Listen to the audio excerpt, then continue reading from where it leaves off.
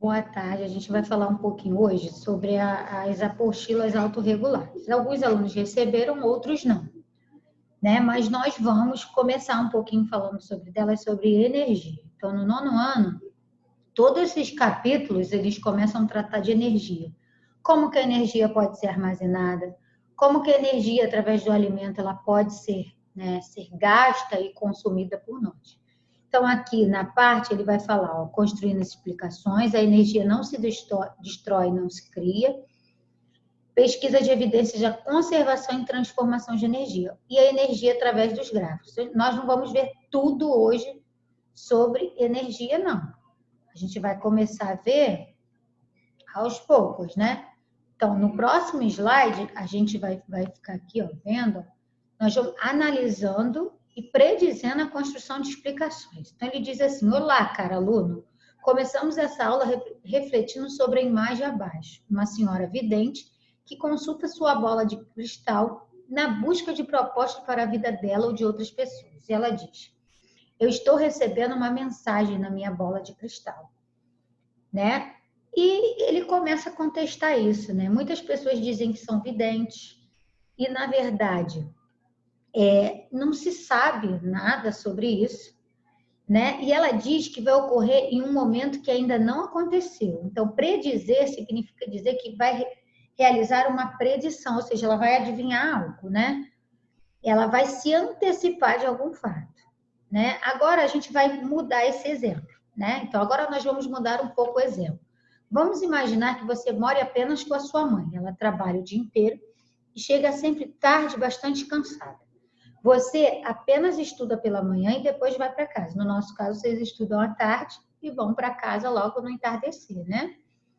Digamos que você tem o hábito de chegar em casa e sair logo, ligando as luzes, deixando a geladeira aberta, tomando banho quente, mais de uma hora ligando a TV sem assistir e etc. Ou seja, quando a sua mãe chegar do trabalho, a primeira coisa que ela vai falar, o menino que gasta energia. Então, a primeira forma que a gente vai falar de energia seria a energia elétrica. Então, daqui a pouco eu vou caminhar com vocês cada tipo de energia que a gente vai falar. Mas, a princípio, a gente está querendo dar a entender para vocês de que energia é essa que ela está falando. A princípio, a gente está falando da energia elétrica, né? Então, prediz que a conta da energia elétrica, ela está predizendo, ou seja, está falando antecipadamente que a conta da energia elétrica virá muito cara, né? E quem é o culpado? O aluno lá que deixou a luz ligada. Então, aqui, né, eles usam, né, uns exemplos nessas apostilas de vocês para relacionar que tipo de energia a gente vai falar, né? Então, eu pergunto a você, qual a diferença entre esses dois tipos de predição? A da vidente e a da sua mãe? Você saberia dizer? A da vidente é porque ela vai tentar adivinhar algo. A da mãe não, é uma certeza. Ou seja, ela vai ter a certeza que você, deixando a geladeira aberta, a geladeira trabalha mais para manter a temperatura, né, fria. Luz acesa, maior gasto. Nós temos um instrumento na nossa casa que é o marcador de luz.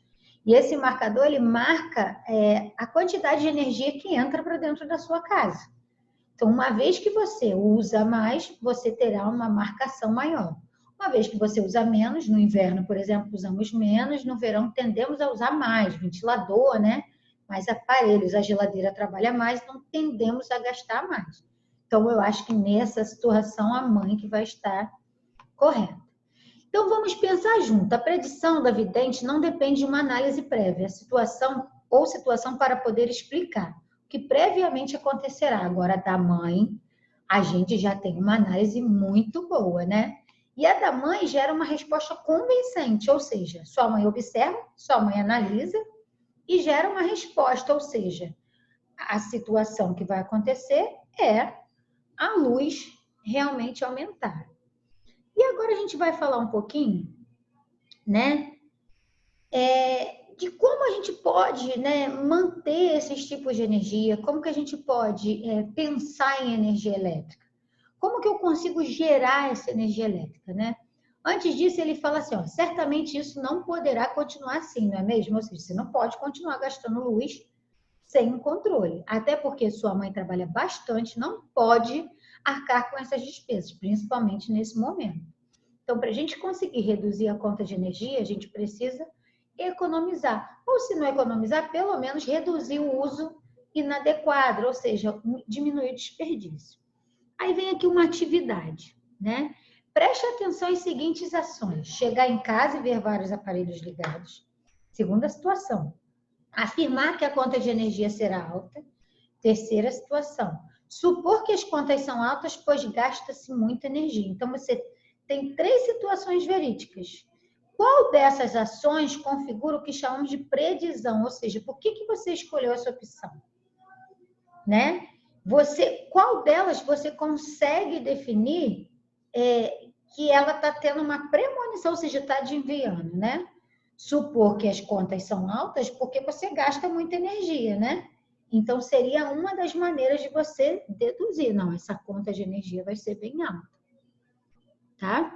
Então, a gente volta aqui, né? Ó. Pensando na sua jornada diária, ou seja, o que você faz diariamente? Que horas você acorda? Que horas você vai para a escola? Hoje nós estamos num momento diferente, então esses horários eles estão conturbados. Mas tudo isso vai definir o gasto de energia. Na quarentena, por exemplo, nós teremos, consequentemente, um maior gasto de energia, porque nós ficamos mais em casa do que os pais saindo para trabalhar, você saindo para a escola, então a televisão fica ligada mais tempo, a geladeira é aberta mais vezes, né? Então, a gente, querendo ou não, a gente gasta mais. Então, aqui tem uma tabelinha que você pode botar o horário da realização de uma determinada atividade que você usa eletricidade, a frequência, por exemplo, banho. Horário. 10 da manhã. Frequência, eu tomo 2 banhos por dia. Vou botar aqui a frequência 2 vezes ao dia. Nível de energia corpórea consumida. Você não vai saber calcular, mas a gente tem que pensar que a gente vai gastar energia para realizar essa atividade. E nível de energia elétrica consumida. Você também não vai saber, vai depender da potência do seu chuveiro. E vai depender se o seu chuveiro é elétrico ou não. Se ele está ligado à eletricidade, vai ter um gasto muito grande, tá? Aqui, ó, pense na sua escola e nas atividades que gastam energia elétrica.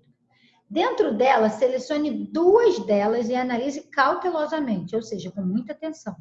Depois escreva uma carta a um dos diretores da sua escola repondo 2 ações viáveis, ou seja, nós não estamos na escola, então nós vamos ter que pensar na nossa casa. O que você pensa? Você não precisa escrever nada disso no caderno, só assistir. O que você pensa que você em casa pode fazer para reduzir esse gasto de energia? Eu posso manter a luz da cozinha desligada quando não tem ninguém? Eu posso manter a televisão desligada da tomada? Eu posso manter a televisão desligada quando eu estou com fone de ouvido no aparelho celular?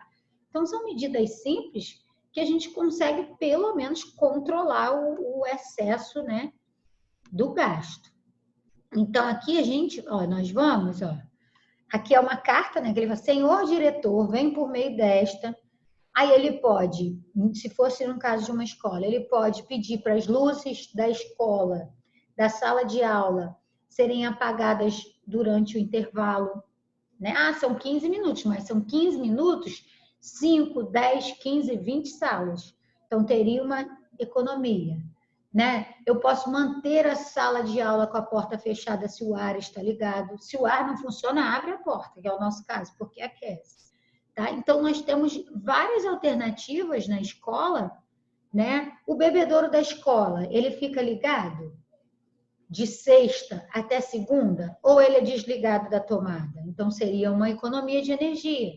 Sexta-noite, sábado e domingo, nós não utilizamos o bebedouro. Se nós ligarmos ele pela manhã, ele vai dar conta durante a semana. Então, seria uma economia de energia até do aparelho. Será que essas medidas são tomadas? Eu também não sei te responder, né? Então, a aula 2, ele fala, a energia não se destrói, não se cria.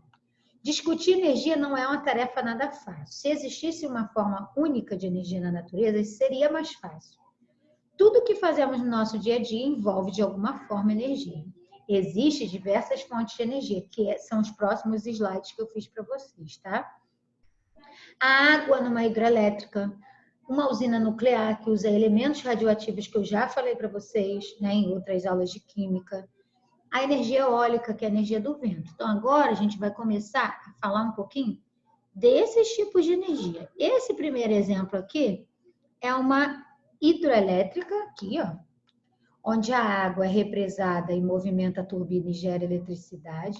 Aqui eu tenho aerogeradores, que é a energia eólica, e aqui eu tenho as placas fotovoltaicas, que vai nos dar a energia solar. Então, energia solar das placas, energia eólica e hidroelétrica. E aqui me parece uma fonte de energia nuclear, que usa elementos radioativos. Então, nesse desenho, ele te dá uma ideia de diferentes formas de energia.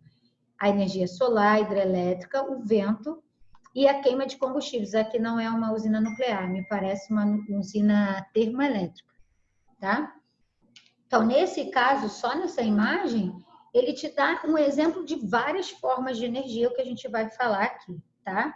Os biólogos, como eu, químicos, né, físicos e engenheiros, eles procuram identificar e controlar as diferentes formas de energia e averiguar qual a melhor forma de energia para esse país. Por exemplo, no Brasil, 70% é hidrelétrica, usa água para gerar eletricidade. No Japão, é usina nuclear, porque eles não têm água, rios e lagos como nós, eles não têm espaço. Então, sei lá, 70% é energia nuclear. Então, de acordo com a estrutura do país, você vai instalar alguma dessas fontes. Por exemplo, a área de praia, eu posso instalar energia eólica. A área de clima tropical, como o Rio, eu posso instalar umas usinas de captação solar, né? A energia pode adotar diversas formas, pode transformar-se em outra.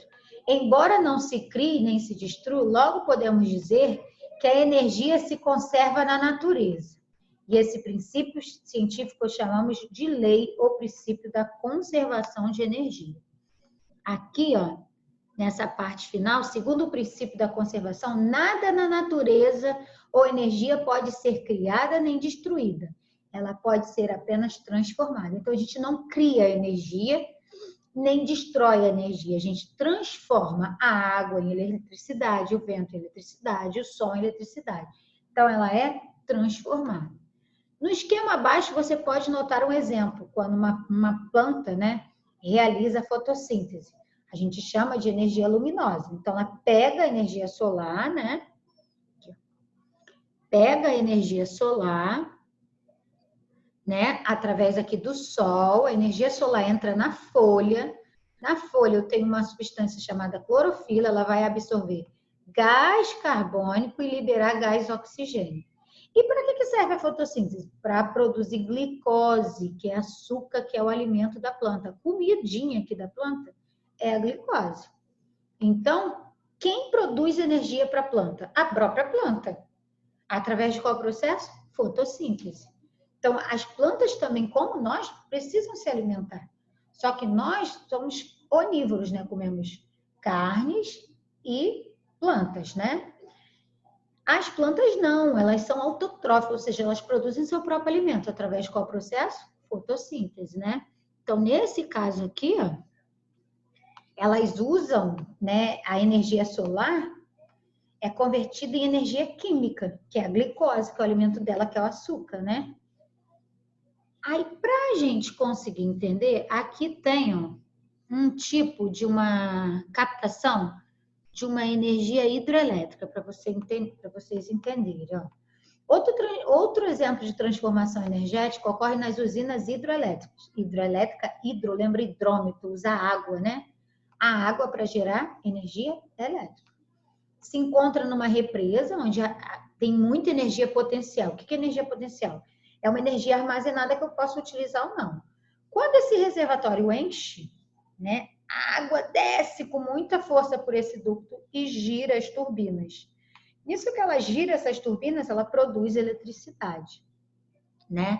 E através dessa força que a gente chama, né, desse girar das turbinas, a gente vai produzir eletricidade, tá? Grande parte do Brasil, a energia é produzida a partir de hidrelétricas, tá? Falando em energia, a gente pode falar dos primórdios da humanidade, né? Desde os primatas até a geração da vela, até a geração da lâmpada mais comum até hoje. gente pode falar do uso da lenha, do carvão, do petróleo, até falar da energia atômica, que é a energia nuclear, da energia das marés, né? Aqui a gente vai falar um pouquinho como que a sociedade desenvolveu de acordo com o uso da tecnologia. Hoje, né, diante dessa pandemia, mais do que nunca a gente tem que usar uma forma de energia que é a eletricidade, né, para plugar os celulares, computadores. Isso vem aumentando cada dia mais o quê? O consumo de energia.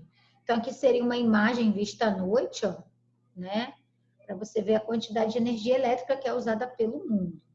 Então, o que podemos identificar? Quais os locais do mundo cobertos com as maiores redes de energia elétrica? Qual é a relação existente entre o nível de desenvolvimento dos países? Então, o que significa? Que os países mais desenvolvidos, ó, você vê aqui essa área dos Estados Unidos, né? E algumas áreas da Europa, são os países com maior potencial elétrico. Olha a África, como é bem escuro.